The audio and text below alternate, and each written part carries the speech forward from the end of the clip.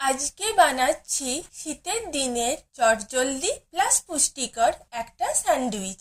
প্রথমে চৌকো ও ছোট করে শসা কুচি, টমেটো কুচি, পেঁয়াজ কুচি করে নাও। গাজরটা গ্রেট করে নাও।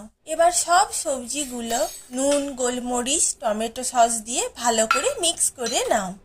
আর ছোট বাচ্চাদের এই শীতে এটা বানিয়ে দিলে তাদেরকে কিছু হেলদি খাওয়ানোও গেল, আবার যেহেতু এই স্যান্ডউইচটাতে টমেটো সস, চিজ বাচ্চাদের পছন্দের জিনিস আছে, তাই তারা খাবো না এটা বলতেও পারবে না।